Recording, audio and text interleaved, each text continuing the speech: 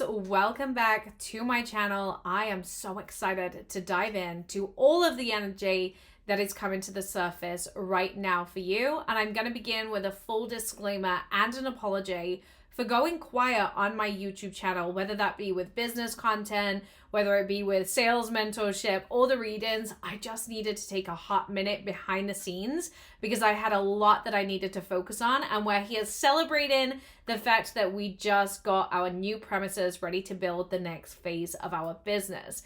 Now, as I'm diving in here today, Aquarius, we're going to be diving into April through to the back end of May, what's in store, what's coming to the surface, and what do you need to be mindful of. Now, instantly, I am drawn to relationships, which is interesting because the other signs that I've read for so far today have not been focused on relationships in any capacity. They have actually been focused on other chapters of life. And I've seen a lot of energy materializing around money, around business. But for you, I know that the message is very clearly centered within relationships. Now, what Spirit is showcasing to me here is a reminder that relationships can be our intimate relationships, but it can actually also be our friendships and our family dynamics. Now, what I'm seeing for you, Aquarius, is that you have to really realize what's good for you and what's not good for you in the next coming weeks. And this is about accepting the cycles and where the cycles need to end. Now, I'm not surprised that we're going into an ending because we're seeing this across all of the signs, just with the way that the planets are shifting. We are in a period of endings. And so being in this period of endings, a lot of us are going to have really heightened closing of chapters and karmic cycles in our life. But Aquarius, you are noticing a lot of energy in the relationship realm around endings, and there's a lot of energy coming through around this on and off switch. And so if you feel some of the relationships in your life, whether that be with family members or somebody in your life, have felt like an on and off switch, what Spirit is showcasing to me is when the energy is good, it's really good. And this is the struggle, because I feel like there's somebody that you bounce off. It's like the two of you almost bounce off each other and you have this very, very good energy, but then it goes into this depletion energy. And so what we're noticing here is either a family member, a friend, a client, a relationship, you bounce all this energy off each other, but to the point where you kind of forget your own energetic fields. And then you deplete each other because the energy can't survive in that good season forever because you no longer feel like an individual, right? So this is a time to become very mindful of where you've lost your individuality because of the relationships around you. And maybe this looks like morphing into your clients. Maybe this looks like morphing into your relationships. Maybe this looks like morphing into family members. You're going to have to start to take a step back and realize where this is no longer serving you. You are not here to absorb everybody else's energy. And so you need to accept where other people are feeding from you and where you're feeding from them. Because it feels like you take so much from other people's cup and then you're like, this is not sustainable. This is not mine. Okay, now I'm going to crash. Now, the problem that we have is we've got two parties here, which is leading me to a specific person. There is somebody specific in your life where you have a negative cycle relationship with them. They're in, they're out, they're in, they're out. It's good, it's bad, it's good, it's bad. And I feel the two of you are very similar, which creates this chaos, right?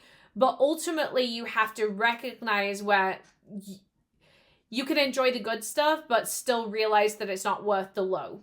And I think this is about accepting the compatibility and realizing where somebody or something is not compatible for you.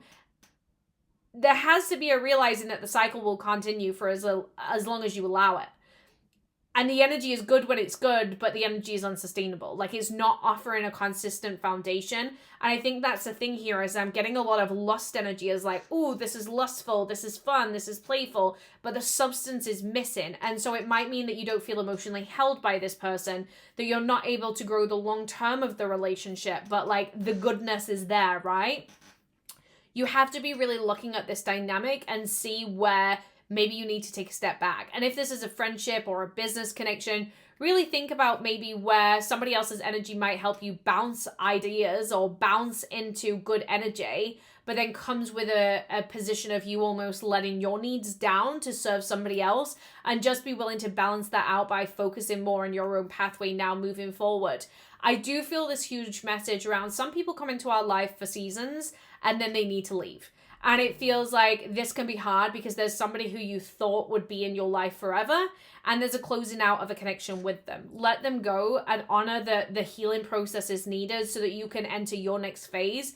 And I'm a strong believer that we shouldn't have regrets around the people who leave our life because they leave for a reason.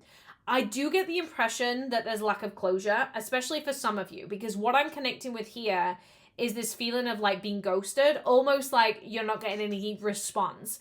And I feel that also needs to happen because the response, it just starts the cycle again. It starts the good, then the bad, then the good, then the bad. A lack of response is needed. And maybe you need to be silent now in how you respond to certain situations, and realizing that just because somebody comes back around into your life doesn't mean that they are valid for your time.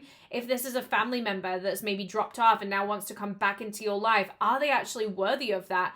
Is that somebody where you can build a healthy foundation with them? And if the answer is no, just accept that they're not meant to be in your life in this season. And sometimes we thrive better without that codependency. And it does feel like you can't become your best self with these people interfering in your life. And so you need to be willing to close out some of the connections and realize where these connections drain you and bring toxicity to the surface. Now, Aquarius, I would love to know what this brings through. And as always, I could go deeper and I could channel, but I just wanted to give you a little smidge of the energy that's coming through for this month and how you can really balance out the energies to give yourself the best throughout April and to May. Lots of love, and I will see you again soon with some more content.